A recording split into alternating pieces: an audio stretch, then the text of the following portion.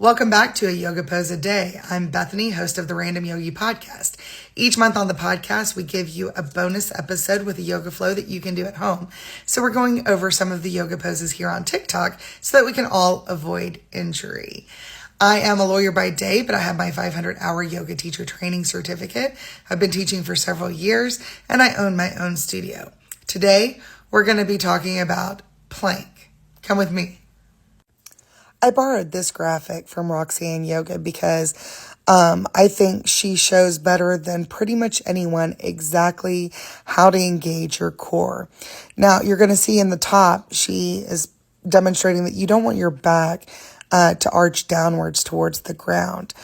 On the flip side, I've also seen people arch their backs high in the sky, maybe to engage their core, maybe just because they didn't realize that they're not in a straight line.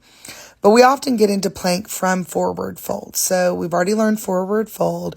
You might hear plant your hands on the mat and step back to plank. So you would plant your hands on the mat, keeping in mind which parts of your hand is most firmly in contact with the mat. We went over that in episode 1. And then you step back to plank. Now, you can see you're on your toes, you're lifting through your inner thighs, your quads are still engaged, pulling those kneecaps up.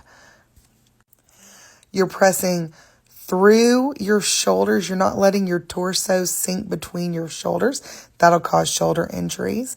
You're engaging your core, pulling your belly button to your spinal cord, which you can see causes a teeny tiny bit of arch in her back. But we certainly don't want a huge arch because that can cause unnecessary pressure on elbows and wrist. Her back, neck, and head are in a perfect line.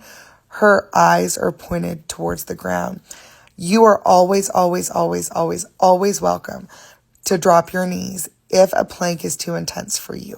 I personally have a shoulder injury that prevents me a lot of times from getting into full plank, but I can always do a half plank. And so I honor my body and I put my knees down because that's what yoga is about. It's not a competition.